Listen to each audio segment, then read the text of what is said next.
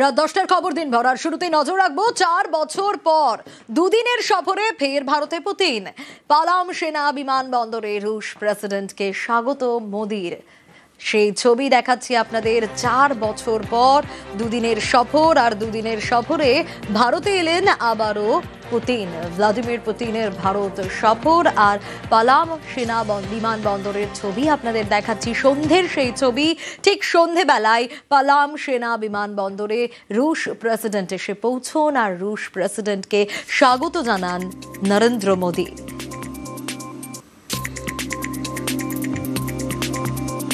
আর যে ছবি আপনাদের দেখাচ্ছি, একেবারে রেড কার্পেটে ওয়েলকাম। আর রেড কার্পেটে ওয়েলকামের পরেই ফের এক গাড়িতেই রওনা দিলেন মোদি পুতিন। রেড কার্পেট, আর সেখানে অবশ্যই তাকে ওয়েলকাম করা হচ্ছে। নৃত্যানুষ্ঠান রয়েছে এবং সংস্কৃতি, ভারতীয় সংস্কৃতি, সেই ভারতীয় সংস্কৃতির মাধ্যমেই পুতিনকে স্বাগত জানানো হলো ভারতে।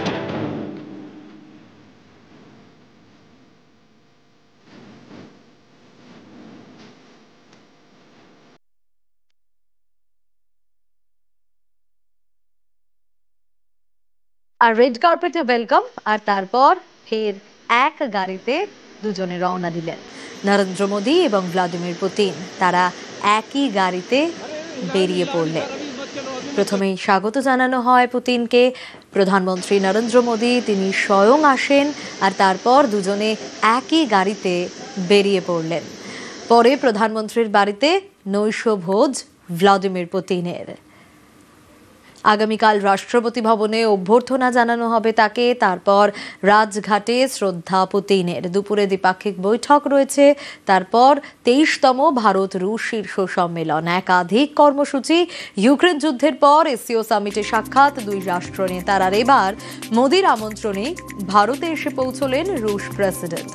একাধিক সামরিক চুক্তির সম্ভাবনাও রয়েছে। ভারত মার্কিন শুল্ক যুদ্ধের মধ্যেই এবার সমীকরণ কি হতে চলেছে সেদিকে গোটা বিশ্বের নজর। মোদি পুতিন বোঝাপড়ায় সজাগ দৃষ্টি হোয়াইট হাউসেরও রয়েছে বইকি। জ্বালানি ক্রয় থেকে পারমাণবিক চুক্তি, এসব বিষয় নিয়ে আলোচনা হতে পারে। মহাকাশ গবেষণা, প্রতিরক্ষা ক্ষেত্রেও আলোচনা দুই রাষ্ট্র নেতার। ইউক্রেন যুদ্ধে শান্তিপূর্ণ সমাধান দাবি করতে পারেন নরেন্দ্র মোদী। আর আগামীকাল সন্ধে 7টায় রাষ্ট্রপতির নৈশ ভোজে রুশ প্রেসিডেন্ট।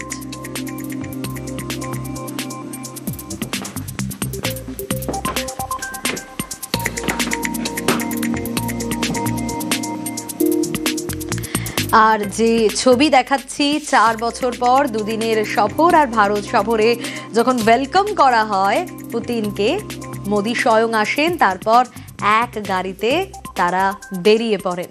রাতে নৈশভোজ।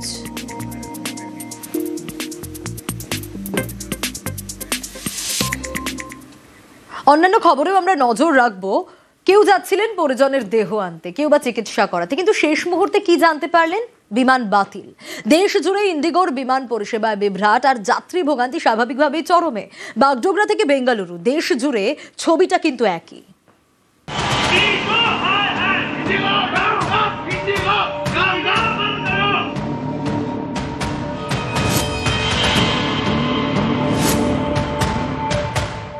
मेरा भाई गुजर गया है, लेकिन हम लोग को टिकट नहीं मिल रहा है कि एक एक टिकट का 36,000, 38,000, 40,000 भाव दिखा रहा है। देखो उसका माँ बाप बैठा हुआ है, उसका एक ही लौता बेटा था, दुनिया से गया है अभी। बेड बॉडी अलग जगह में पड़ा हुआ है, देख नहीं पा रहे हम लोग टिकट। बस अभी पता भी नहीं है बॉडी किधर है। फ्लाइट भी नहीं मिल रहा, कब से हम लोग परेशान है। আমাদের ফ্লাইট ক্যান্সেল করেছে, সেটা আমাদের ঠিক মতো জানায়নি, ইনফরমেশন করেনি। সব বাচ্চারা এদিক ওদিক থেকে, যারা কেউ খাওয়া দাওয়া ঠিক মতো পাচ্ছে না, এয়ারপোর্ট অথরিটি থেকে কোনো ফেসিলিটি পাচ্ছি না, কোনো আমাদের যে মন্ত্রক আছে তাদের থেকে কোনো ফেসিলিটি পাচ্ছি না। আমরা পুরো বোর্ডিং পাসটা কমপ্লিট হয়ে গেছে, ওখানে গিয়ে দেখি ওরা একটা কথাই বলছে, কিছু করতে পারবো না। কারো ভাইয়ের মৃত্যু হয়েছে, যাচ্ছিলেন দেহ আনতে, কেউ চিকিৎসা করাতে, কেউ যাচ্ছিলেন কাজে যোগ দিতে। তাড়াতাড়ি পৌঁছানোর জন্য কেটেছিলেন বিমানের টিকিট। শেষ মুহূর্তে জানতে পারেন বিমান বাতিল। আর হাতে গোনা ইন্ডিগোর যে কটি বিমান চলছে সেগুলি অনেক লেট। ফলে বিমানবন্দরে ভিড়ে ভিড়, যাত্রীদের ভোগান্তির এক শেষ। কলকাতা থেকে মুম্বাই, বাগডোগরা থেকে বেঙ্গালুরু, দেশ জুড়ে একই ছবি।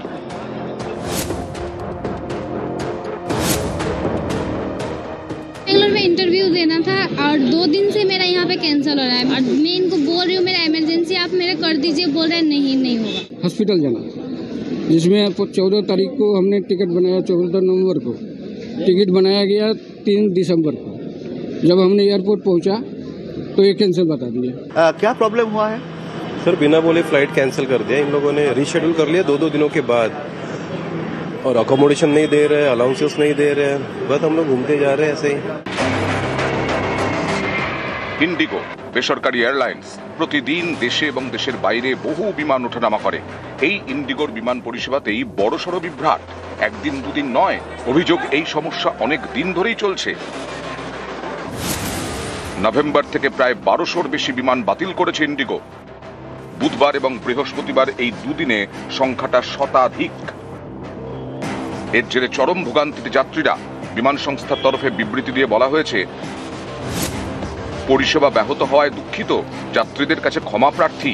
প্রযুক্তিগত ত্রুটি, শীতকালীন সময়সূচিতে পরিবর্তন, প্রতিকূল আবহাওয়া প্রভাব পড়ছে পরিষেবায়। তাই বলে প্রায় রোজ রোজ একই সমস্যা কেন, প্রশ্ন যাত্রীদের। দুর্গাপুরে এটা মাঝে মাঝেই হচ্ছে, এটা খুব প্রতিনিয়ত ব্যাপার। পরিষেবা এখানে নেই, একটা করেই ফ্লাইট আছে, এত পয়সা নিচ্ছে কিন্তু তার সাথে পরিষেবা নেই। Anytime rules that are promulgated are not in favor of the airlines, they, like spoiled children, tend to delay flights, bring in disruptions, causing a lot of public inconvenience, so as to put pressure on the ministry or the DGCA in order to get their way. দেশ জুড়ে ইন্ডিগোর বিমান বিভ্রাট। কর্তৃপক্ষের থেকে report তলব করেছে অসামরিক বিমান পরিবহন নিয়ন্ত্রক সংস্থা DGCA। নিউজ 18 বাংলা। নজর রাখবো এবার আদালতের রায় নির্ভর করছে শিক্ষক নিয়োগ প্রক্রিয়ার মাঝেই বিজ্ঞপ্তি জারি এসএসসির তরফ থেকে বিজ্ঞপ্তি জারি করা হয়েছে। কি রয়েছে সেই বিজ্ঞপ্তিতে, সোমরাজ আরো ডিটেইল আপডেট দিতে পারবে।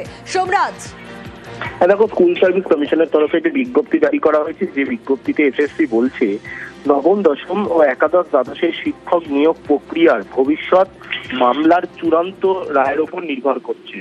সম্প্রতি কলকাতা হাইকোর্টের তরফে একটি নির্দেশ দেওয়া হয় যে নবম, দশম ও একাদশ দ্বাদশের শিক্ষক নিয়োগের প্রক্রিয়ার ভবিষ্যৎ নির্ভর করবে মামলার চূড়ান্ত রায়ের ওপর। তাকে মাথায় রেখেই স্কুল সার্ভিস কমিশনার সন্ধ্যাবেলা একটি বিজ্ঞপ্তি জারি করেছে, যেখানে সকল চাকরি প্রার্থীদের জানিয়েছে এসএসসি যে মামলার চূড়ান্ত রায়ের ওপর নির্ভর করবে নিয়োগ প্রক্রিয়ার ভবিষ্যৎ। কিন্তু তার মানে এটা নয় যে নিয়োগ প্রক্রিয়া থমকে যাবে। নিয়োগ প্রক্রিয়া যেমন চলছে তেমনই চলবে। এসএসসি প্রয়োজন মনে করলে প্যানেলও বের করবে। কিন্তু যেহেতু আদালত নির্দেশ দিয়েছে এবং কোন মামলার প্রেক্ষিতে বা কোন রিট পিটিশনের প্রেক্ষিতে এসএসসি কে নির্দেশ দেওয়া হয়েছে সেটাও উল্লেখ করেছে বিজ্ঞপ্তিতে স্কুল সার্ভিস কমিশন। অর্থাৎ কলকাতা হাইকোর্টের যে নির্দেশ ছিল সেই নির্দেশকে মান্যতা দিয়েছে এসএসসি, তেমনটাই এসএসসির তরফে বিজ্ঞপ্তি দিয়ে জানানো হয়েছে। বেশ সোমরাজ। মালদার গাজলের পরে মুর্শিদাবাদের বহরমপুর এসআইআর চক্রান্তের অভিযোগে ফের মমতা বন্দ্যোপাধ্যায়ের সুর একেবারে সপ্তমে, নিশানা করলেন বিজেপিকে। যারা মারা গেছে তাদের মধ্যে তো অর্ধেকের বেশি হিন্দুও আছে। এসআইআর করে বিজেপি আরো গেছে, যেটুকু ছিল সেটুকুও গেছে, আরো যাবে। ওদের শূন্য করে দিন, ওদের ভাড়া শূন্য করে দিন।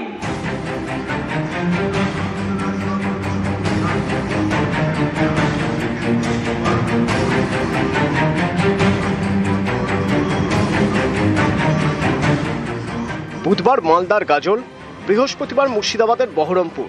ফের এসআইআর ইস্যুতে মমতার সুর সপ্তমে। তামিলনাড়ুতে বিজেপি গভর্নমেন্ট নেই, তাই এসআইআর হবে ইলেকশনের আগে। কেরালায় নেই, তাই এসআইআর হবে ইলেকশনের আগে। বাংলায় নেই, তাই এসআইআর করতে হবে। কিন্তু আসামে তো তুমি আছো, তাহলে আসামে কেন এসআইআর হবে না বাবু? একটু উত্তর দাও, উত্তর তোমায় দিতেই হবে। ত্রিপুরায় কেন হবে না? বিজেপি আছে বলে ত্রিপুরা বাংলাদেশের বর্ডার নয়? বলুন, রোহিঙ্গা যদি আসে, বাংলায় তো বর্ডার নেই, আসে মণিপুর হয়ে, মিজোরাম হয়ে, নাগাল্যান্ড হয়ে, সেখানে কেন এসআইআর হবে না? বিজেপি আছে বলে। ইলেকশন ঘোষণা হবে ফেব্রুয়ারি মাসে। ইলেকশনের আগে গভর্নমেন্ট যাতে কাজ করতে না পারে উন্নয়নে, সেই জন্য ইলেকশনের 3 মাস আগে এসআইআর ডিক্লেয়ার করেছে। আরে তোমার হিম্মত থাকলে তুমি 2 বছরে করতে। তুমি তো 2001 ইলেকশনের পরে শুরু করেছিলে, 2004 ফাইনাল লিস্ট বেরিয়েছিল। এনআরসি বাংলায় হবে না। এই এসআইআর চক্রান্তের পেছনে আছে এনআরসি। আমার গলা কেটে দিলেও আমি কোনো ডিটেনশন ক্যাম্প করব না, আর কাউকে তাড়াবো না।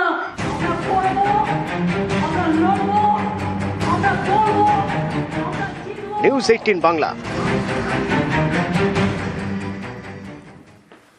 আর নজর রাখতে হচ্ছে এবার বিএলওদের কমিশনের হুঁশিয়ারি, আইনি পদক্ষেপের হুঁশিয়ারি কমিশনের।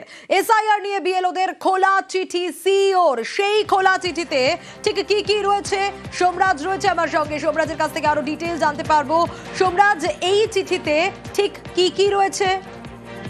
দেখো, বুথ লেভেল অফিসারদের উদ্দেশ্যে রাজ্যের মুখ্য নির্বাচনী আধিকারিক একটি বিশেষ বার্তা দিয়েছেন। যে বিশেষ বার্তায় মুখ্য নির্বাচনী আধিকারিক বলছেন বুথ লেভেল অফিসারদের ইচ্ছাকৃতভাবে কোনো ভুল হলে শাস্তিমূলক পদক্ষেপ নেওয়া হবে। অর্থাৎ ইনামুরেশন ফর্ম ডিজিটাইজেশন বা আপলোডের ক্ষেত্রে কোনো তথ্যগত ভুল থাকলে এবং সেই ভুল যদি ইচ্ছাকৃত হয় করেছে বলে মনে করে জাতীয় নির্বাচন কমিশন, তাহলে সেক্ষেত্রে শাস্তিমূলক পদক্ষেপ নেওয়া হবে। কি ধরনের শাস্তিমূলক পদক্ষেপ হবে সেটা কিন্তু রাজ্যের মুখ্য নির্বাচনী আধিকারিক তার বার্তায় উল্লেখ করেননি। এটাও গুরুত্বপূর্ণ বার্তা দেওয়া হয়েছে যে বুথ লেভেল অফিসারদের বলা হয়েছে যে এটা তাদের মনে রাখতে হবে বর্তমানে তারা জাতীয় নির্বাচন কমিশনের ডেপুটেশনে রয়েছে। অর্থাৎ এই বার্তা দেওয়ারই চেষ্টা করা হলো বলেই মনে করছে প্রশাসনিক মহল, যে জাতীয় নির্বাচন কমিশনের ডেপুটেশনে থাকা মানে তাদের বিরুদ্ধে শাস্তিমূলক পদক্ষেপ জাতীয় নির্বাচন কমিশন নিতে পারে। আর এক্ষেত্রে কেউ কোনোভাবেই হস্তক্ষেপ করতে পারবে না, তার কারণ তারা জাতীয় নির্বাচন কমিশনের ডেপুটেশনে থেকে, অর্থাৎ তাদের অধীনে থেকেই এসআইআর প্রক্রিয়ার কাজ করছেন। এই বার্তাকেই সব থেকে বেশি গুরুত্বপূর্ণ হিসাবেই বলে মনে করা হচ্ছে। তার কারণ তুমি জানো, আগামী 11 ডিসেম্বর শেষ দিন রয়েছে এনামুরেশন ফর্ম আপলোড এবং ডিজিটাইজেশনের ক্ষেত্রে। ইতিমধ্যেই রোল ব্যাক বলে একটি অপশন দেওয়া হয়েছে বিএলওদের, যেখানে তারা যদি মনে করেন যে কোনো ফর্মে তারা কোনো ভুল করেছেন, সেই ভুল তারা শুধরে নিতে পারবেন। আজ থেকে জাতীয় নির্বাচন কমিশন সেই সুযোগ দিচ্ছে বিএলওদের। আজ তাকেও উল্লেখ করে রাজ্যের মুখ্য নির্বাচনী আধিকারিকের এই বার্তা যথেষ্ট গুরুত্বপূর্ণ বলে মনে করা হচ্ছে।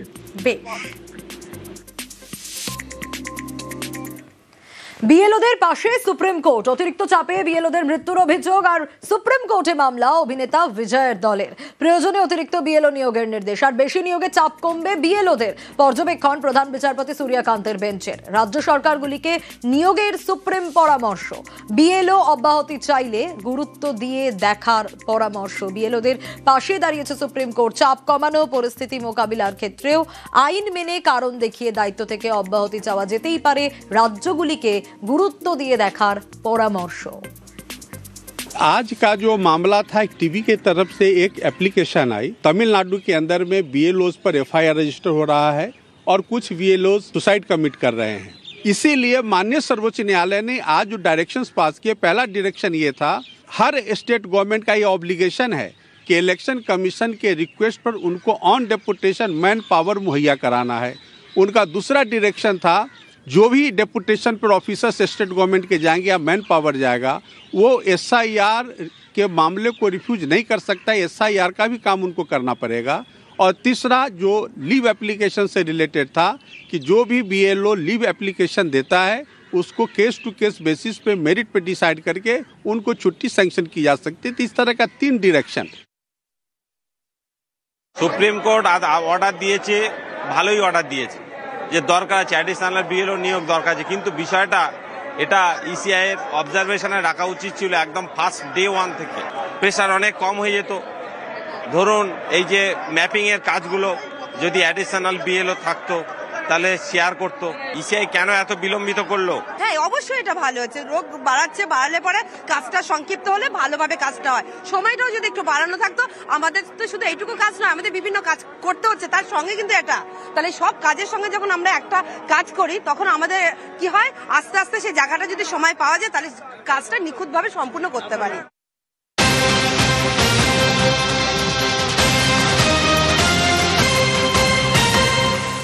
আর এই মুহূর্তে নজর রাখতে হচ্ছে স্বামীকে খুনের অভিযোগে গ্রেপ্তার করা হয়েছিল স্ত্রীকে। মুচিপাড়ায় অশোক দাসকে চুরির কোপে খুনের অভিযোগে গ্রেপ্তার করা হয়েছিল স্ত্রী সর্বাণীকে। কিন্তু ইতিমধ্যে মুচিপাড়া খুনের নয়া মোড় বলে খবর পাওয়া যাচ্ছে। ঠিক কি ঘটেছে, কি আপডেট এখনো পর্যন্ত অমিত? দেখো, মুচিপাড়া যে অশোক দাস বলে যে ব্যক্তি খুনের ঘটনা ঘটে, সেই ঘটনায় কলকাতা পুলিশের তরফে স্বতঃপ্রণোদিত মামলা রুজু করা হয়েছিল এবং তারা তদন্ত করছিল। এই অশোক দাসকে তার স্ত্রী খুন করেছে সর্বাণী দাস, তাকে ইতিমধ্যে গ্রেপ্তার করা হয়েছে। এমনটাই কলকাতা পুলিশের খবর। আজকে সকাল থেকে সর্বাণী দাসকে জিজ্ঞাসাবাদ করা হচ্ছিল মুচিপাড়া থানাতে, কারণ গত পরশুদিন রাতে মুচিপাড়া থানা এলাকায় তাদের যে বাড়ি, সেই বাড়ি ঘরের মধ্যে থেকেই অশোক দাসকে সজ্ঞাহীন অবস্থায় পাওয়া যায় এবং তার শরীরে ছুরি দিয়ে একাধিক আঘাতের চিহ্ন পাওয়া যায়। এবং গতকাল ময়নাতদন্ত হয়, ময়নাতদন্তে খুনেরই ইঙ্গিত দেওয়া হয়েছিল ময়নাতদন্তকারী চিকিৎসকের তরফে। সেক্ষেত্রে যেহেতু পরিবারের তরফে কোনো রকম অভিযোগ জানানো হয়েছিল না পুলিশের কাছে, সেক্ষেত্রে যেহেতু ময়নাতদন্তের প্রাথমিক অনুসন্ধানেই খুনের ইঙ্গিত পাওয়া যায়, তারপরে পুলিশের তরফে খুনের মামলা রুজু করে তারা তদন্ত এগিয়ে নিয়ে যাচ্ছিলেন। এবং আজ সকাল থেকে দীর্ঘ জিজ্ঞাসাবাদ করা তার স্ত্রীকে। অবশেষে তার স্ত্রী স্বীকার করে নেয় করেছেন পারিবারিক অশান্তির জেরেই স্বামীকে খুন করেছেন এমন তারপরে।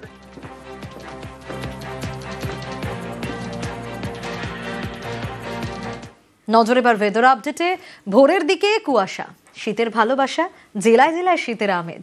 বৃহস্পতিবার কলকাতায় শীতলতম দিন, তাপমাত্রা 15.6 ডিগ্রি। তোমাকে চাই, তোমাকে চাই, তোমাকে চাই, এক মুঠো রোদে আমি তোমাকে চাই, চাই আমি তোমাকে চাই। শান্ত শহর, গুনছে শীতের প্রহর, মন বলছে শীত আমি তোমাকে চাই। কুয়াশার চাদরে মুখ ঢেকেছে ভিক্টোরিয়া, ঠান্ডা হাওয়ায় মাঝে মধ্যে কেঁপে ওঠে হিয়া। শীতের আগেই শহরে শীতের আমেজ। বৃহস্পতিবার কলকাতায় মৌসুমের শীতলতম দিন, তাপমাত্রা নেমেছে 15.6 ডিগ্রিতে। আজকে একটু ঠান্ডাটা বেশি লাগছে, আমরা রোজ সকালে আসি তো স্কুলে, আজকে একটু ঠান্ডা লাগছে তাই পরে আসলাম। হ্যাঁ, শীতটা আমরা এনজয় করছি। ঠান্ডাটা একটু বেশি আছে, ঠান্ডা তো লাগছে, আগের থেকে একটু বেশি আছে। না, আগে একটু কম ছিল, আজকে একটু বেশি। হ্যাঁ, আজকেই বললাম। পারদ নেমেছে পুরুলিয়াতেও, তাপমাত্রা 14 ডিগ্রি। শীত শীত ভাব, আগুনে হাত সেঁকছে ভোরের Purulia.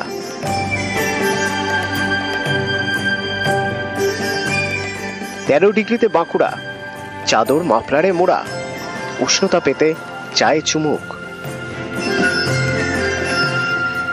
News 18 Bangla.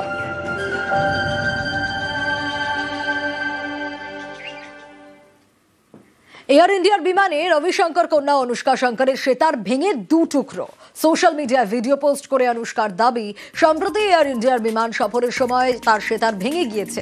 Special handling charge দেওয়ার পরেও বাদ্যযন্ত্রের ক্ষতি। 17 বছরের ক্যারিয়ারে কখনো তার কোনো বাদ্যযন্ত্রের এইভাবে ক্ষতি হয়নি।